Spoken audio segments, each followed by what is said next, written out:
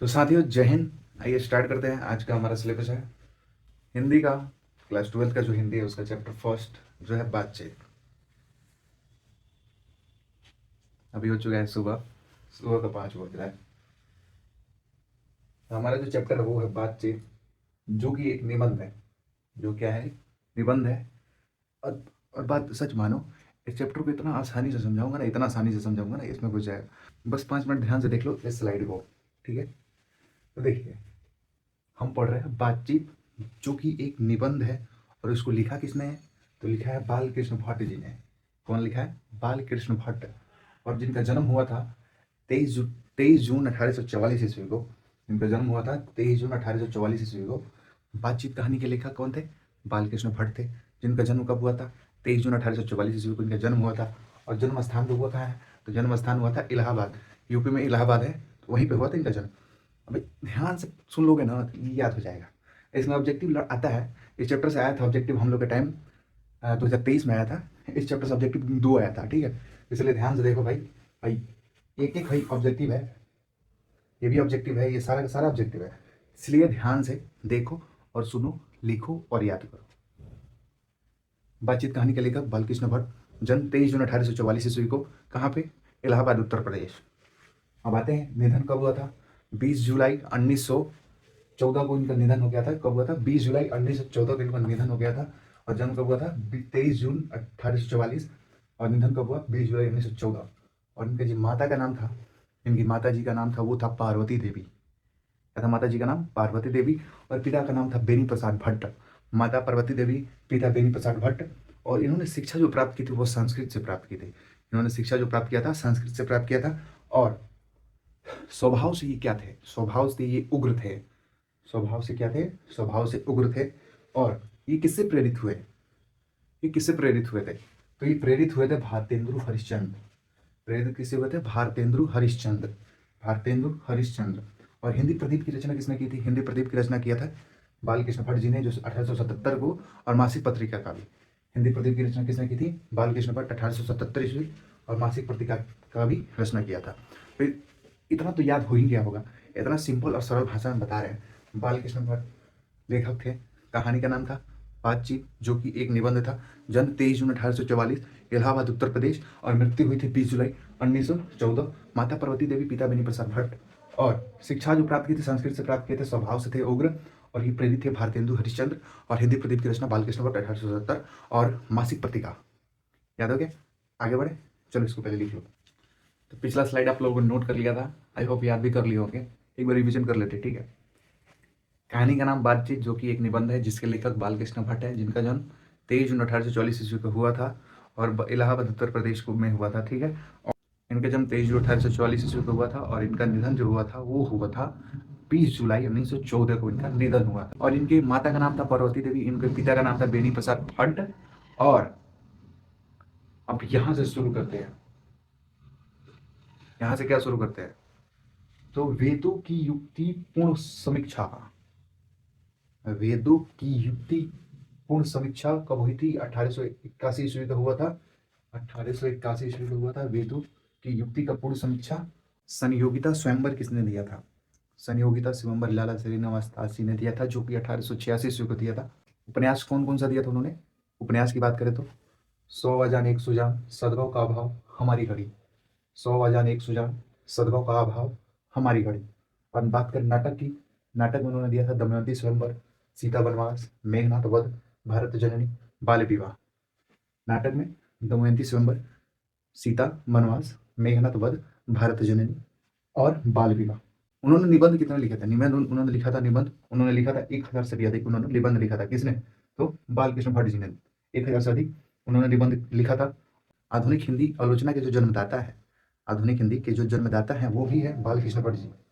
इन्होंने क्या किया था? आधुनिक हिंदी को जन्म दिया था। आधुनिक हिंदी के बारे में बताया था कि आधुनिक हिंदी क्या होती है।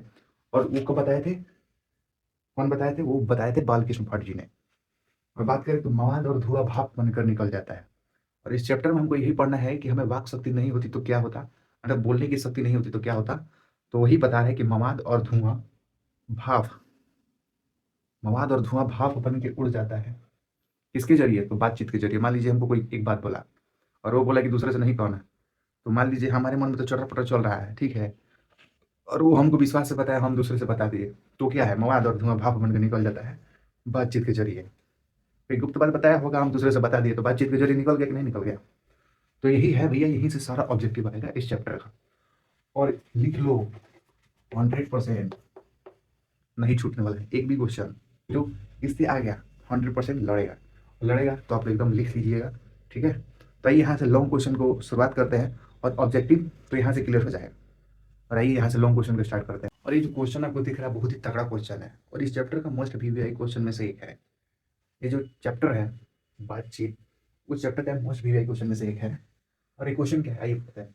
अगर हम में वाक शक्ति नहीं होती तो क्या होता? हमारे अंदर वाक शक्ति नहीं होती तो क्या होता? वाक शक्ति क्या होता है? वाक शक्ति होता है बोलने की शक्ति, जो हम बोल रहे हैं उसी को वाक शक्ति कहते हैं। तो आइए समझते हैं क्वेश्चन को। वाक शक्ति क्या होता है? वाक शक्ति तो हमको ईश्वर ने दिया है, ईश्वर ने दिया है कि आप खुद बनाए हैं वाक शक्ति। तो वाक शक्ति ईश्वर के द्वारा दी गई प्रमुख वरदानों में से एक है। जो बोलने की शक्ति है वो ईश्वर दिया है, और वो एक वरदान के स्वरूप है। तो वाक शक्ति ईश्वर के द्वारा दी गई प्रमुख वरदानों में से एक है। और क्वेश्चन में पूछ रहा है ये हमारे अंदर ना होता तो क्या होता? भैया ना होता तो क्या होता? यही होता कि मान लीजिए आपके बाबू है, और बाबू से आई लव यू बोलना है, तो कैसे बोलिए? वाक शक्ति होगा तो बोल दीजिएगा बाबू आई लव यू। और नहीं होता तो ऐसे करिएगा, अरे बाबू, ऐसे ना करिएगा, नहीं होगा तो ये वाक शक्ति नहीं होता तो वही लॉस होता भैया, और पूरी सृष्टि गूंगी प्रतीत होती, और सभी लोग अपने घर के कोना में बैठ के मोबाइल चला रहे थे। ये भाई मोबाइल में भी नहीं होता वाक शक्ति, तो क्या होता? आइए समझते हैं। वाक शक्ति ईश्वर के द्वारा दी गई प्रमुख वरदानों में से एक है। वाक शक्ति ईश्वर के द्वारा दी गई प्रमुख वरदानों में से एक है।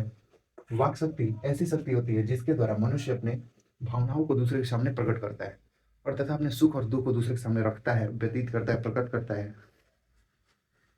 और अगर हम में ये ना होती तो क्या होता? अगर हम में ये नहीं होती तो पूरी सृष्टि गूंगी प्रतीत होती, तथा कोई भी व्यक्ति अपने सुख और दुख को दूसरे के सामने प्रकट नहीं कर पाता और नहीं रख पाता, जिसके कारण पूरे लोग अपने घर के किसी कोने में बैठ के रो रहे होते, पड़े रहते। यही है कारण।